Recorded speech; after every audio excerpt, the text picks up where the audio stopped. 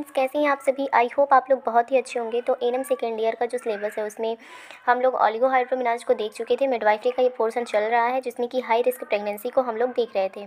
तो आज हम लोग देखने वाले हैं कि पॉलीहाइड्रोमिनाज क्या होता है। ये क्वेश्चन शॉर्ट वे में पूछ लेता है या फिर एक नंबर या फिर जैसे कि एक नंबर में ज़्यादातर ये पॉलीहाइड्रोमिनाज जो है वो पूछा जाता है, और कभी कभी ये शॉर्ट में जो 5 नंबर के क्वेश्चन होते हैं उसमें भी पूछ लेता है। ठीक है, तो चलिए स्टार्ट करते हैं। तो इसकी परिभाषा की बात करें, अगर आपसे कोई परिभाषा पूछे कि पॉलीहाइड्रोमिनाज का मतलब क्या होता है। देखिए, पॉलीहाइड्रोमिनाज, पॉली मतलब क्या होता है कि ज़्यादा होता है। ऑलिगोहाइड्रोमिनाज में मैंने ऑलरेडी आपको समझाया था कि पॉलीहाइड्रोमिनाज क्या होता है, बट फिर भी मैं आपको एक नोट्स प्रोवाइड करना चाहती हूँ। तो आप लोग इस नोट्स से अपनी तैयारी को बेटर बना सकते हैं, और अगर आपको इसका PDF चाहिए तो मैं टेलीग्राम जो लिंक है उसमें शेयर कर दूँगी, तो वहाँ से आप लोग PDF भी ले सकते हैं, और या तो यहाँ से भी नोट्स बना सकते हैं। ज़्यादा मिनट की वीडियो नहीं रहेगी, मैक्सिमम 5 मिनट की वीडियो में आप सब कुछ समझ जाएंगे। देखिए, पॉलीहाइड्रोमिनाज, पॉलीहाइड्रोमिनाज क्या होता है। पॉली का मतलब होता है ज़्यादा, और हाइड्रोमिनाज का मतलब होता है कि एमनियोटिक फ्लूइड का ज़्यादा होना। तो इसकी परिभाषा क्या होती है। नॉर्मली अगर हम बात करें कि जो एमनियोटिक फ्लूइड होता है जिसमें बेबी रहता है, जिसमें बेबी क्या करता है, अपनी दैनिक प्रतिक्रियाओं को करता है, 9 महीने तक उसी एमनियोटिक फ्लूइड में रहता है बेबी। तो एमनियोटिक फ्लूइड जो होता है, अगर नॉर्मल माने तो 600 से 800 ml अगर है तो एक नॉर्मल माना जाता है। लेकिन वहीं अगर 2000 ml से ज़्यादा हो जाता है, एमनियोटिक फ्लूइड की मात्रा 2000 ml से ज़्यादा हो जाता है, और जब हम जो एब्डोमेन टेस्ट करते हैं सेंटीमीटर के थ्रू, तो उसको हम देखते हैं कि 25 सेंटीमीटर से भी अधिक हो जाता है जो फ्लूइड का इंडेक्स है, तो उसको हम पॉलीहाइड्रोमिनाज के अंतर्गत रखते हैं। जब टर्म की अवस्था होती है जैसे कि 37 वीक में 600 से 800 ml होता है। अगर वहीं 12 वीक की बात करें तो 30 ml लगभग होता है। ठीक है, तो इस तरीके से होता है, जैसे जैसे बेबी डेवलप करता है उसी तरीके से ये जो एमनियोटिक फ्लूइड है उसकी मात्रा बढ़ती जाती है। वहीं अगर बात करें कि 42 वीक के बाद जो एमनियोटिक फ्लूइड होता है वो कम होता जाता है, और स्थिति ये आ जाती है कि 400 ml तक आ जाता है। तो इसी वजह से कहा जाता है कि 40 वीक के पहले ही जो बेबी है उसको डिलीवरी उसकी करवा देनी चाहिए, चाहे तो सिजेरियन या फिर नॉर्मल। अगर नॉर्मल उसको प्रसव पीड़ाएँ नहीं स्टार्ट हो रही हैं तो सिजेरियन के थ्रू ही करवा देना चाहिए, क्योंकि जो एक परिपक्व बेबी होता है उसके लिए 600 से 800 ml जो एमनियोटिक फ्लूइड होता है उसकी तैरने के लिए पर्याप्त रहता है। लेकिन अगर उससे कम हो जाता है, अगर आप 42 वीक के बाद करवाते हैं, 40 वीक के बाद करवाते हैं डिलीवरी, तो कम हो जाता है जिसमें बेबी तैर नहीं पाता और बच्चे की मृत्यु हो जाती है।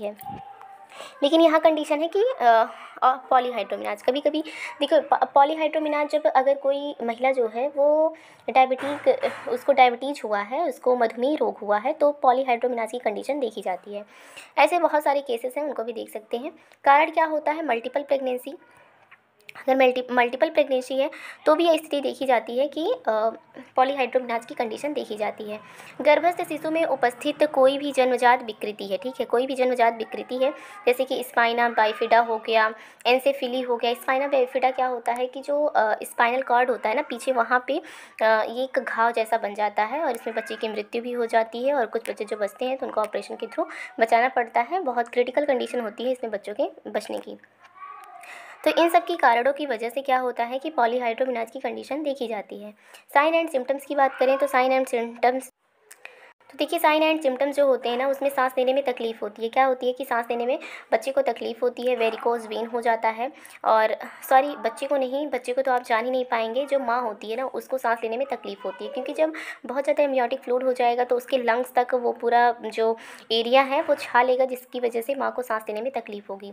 वेरिकोज वेन हो जाता है, और फंडल जो हाइट होती है, फंडल हाइट जैसे कि मैंने बताया फंडल हाइट हो गई, तो इसमें क्या होता है कि फंडल हाइट गर्भावस्था की अवधि की तुलना में अधिक हो जाता है। देखिए क्या होता है ना कि 36 की जब वीक की प्रेगनेंसी रहती है ना, तो जिम्फॉइड प्रोसेस तक, यहाँ जिम्फॉइड रहता है, यहाँ देखिए पेल्विक रहता है, फिर सिम्फाइसिस प्यूबिक रहता है, फिर प्यूबिक एरिया रहता है, यहाँ पे जिम्फॉइड प्रोसेस रहता है। ठीक है, तो क्या होता है ना कि जब प्रेगनेंसी टर्म की स्थिति आती है तो जिम्फॉइड प्रोसेस तक रहता है जो फंडल हाइट रहता है। जब हम इसको सेंटीमीटर से मापते हैं तो हमें पता चलता है।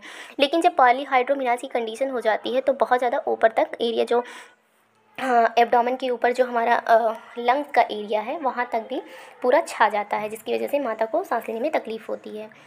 ठीक है, तो ये सब होती है। एब्डोमेन का आकार जो होता है तुलनात्मक अधिक बड़ा होगा। देखिए जब जहाँ 600 से 800 ml है पेट के अंदर, ठीक है, वहीं उसका दोगुना हो गया है, 2000 ml हो गया है, तो जाहिर सी बात है कि एब्डोमेन का जो आकार है, पेट का आकार है, बड़ा दिखाई देगा। इसके लिए मैनेजमेंट क्या करेंगे कि गर्भवती शिशु का वेल फीलिंग पता लगाने के लिए जांच करना चाहिए। मतलब उसका जांच करना है कि हाँ, इसके अंदर सांस लेने में तकलीफ़ हो रही है या फिर कुछ ऐसी कंडीशन है, तो जल्द से जल्द क्या करना चाहिए, अगर प्रेगनेंसी की अवस्था पूरी हो गई है तो जल्द से जल्द डिलीवरी करवा देनी चाहिए।